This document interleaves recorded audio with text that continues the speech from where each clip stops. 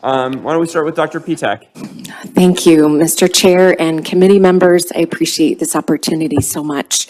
My name is Dr. Heidi Pitak, and I'm here representing myself as a communication consultant for the Abortion Survivors Network. I'm against this bill because of the abortion survivors I have the privilege of knowing in my line of work.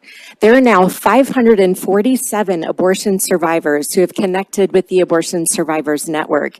These are all amazing people who miraculously survived being aborted as babies and are now redeeming their stories by blessing their communities. They have compassionate and forgiving hearts toward their birth mothers, and they are evidence that unwanted children in the womb are real people who have the right to live and to redeem their stories. My client, Amy Miles, is one such survivor. She has cerebral palsy because of the abortion procedure, but she survived and was adopted by a loving couple who was not able to have children. Amy is redeeming her story and now is a mother of 2 beautiful children and is a teacher in a public school for children with special needs. Generations of people will exist because she exists. But as you know, most people don't survive being aborted. And when we speak of women's rights, Amy was a woman in the womb who could not hold up a sign that said, "Hands off my body." Her body was nearly destroyed at the hands of an abortionist. This bill has the word equity in it, but I have to ask, where is the equity or the choice for women like Amy in the state of Colorado? A woman who would be viable outside the womb has the right to redeem her story that began with the word unwanted. In any great movie, that's just the inciting incident. Perhaps that unwanted woman in the womb here in Colorado will be adopted by a loving couple. And perhaps she's the next Olympic skier or mountaineer or maybe even a fantastic legislator who will be right here in this room. We would all say that we're against oppression when powerful people snuff out the voices and lives of powerless people. But what is this bill but oppression? As my 12-year-old says, that's bullyism. Abortion Dr. victims Pitak, I'm sorry, you are out of time. Please wrap up. Yes, please vote no on this so that abortion victims and unwanted children can redeem their stories here in Colorado and bless our communities for good. Thank you.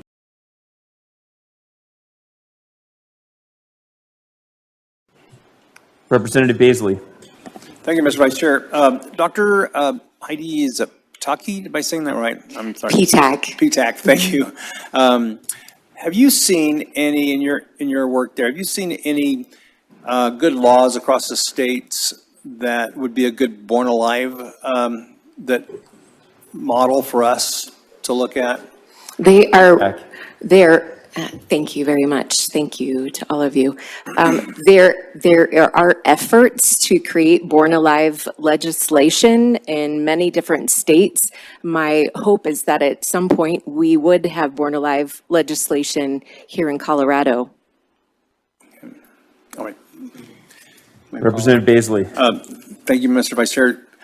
I'm just wondering, and maybe not now, but at some time in the future, if you see one in another state that would be a good model for us to look at that is working well, I'd appreciate knowing. Thank you. Yes, I will look into that. Thank you. Representative Luck. Thank you, Mr. Chair. And my question is also to you, Doctor. Under this bill, there is no limitation on the types of procedures that can be used in an abortion. And I'm just wondering, from the 500 plus individuals that you have worked with or that your center has worked with, is there a procedure that is common to seeing children who are born alive? Dr. Pitak. Thank you, Chairperson. Thank you, committee members.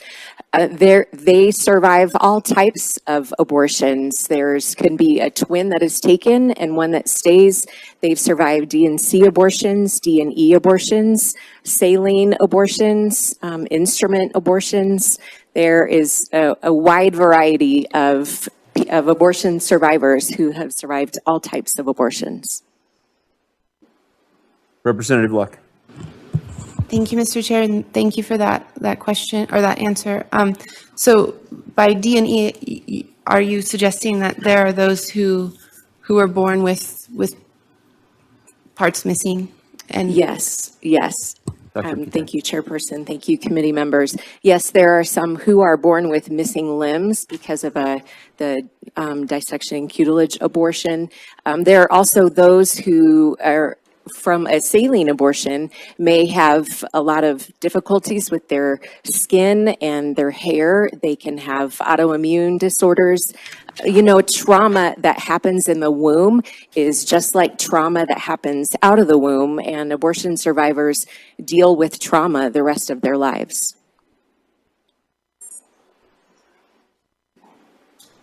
Seeing no further questions.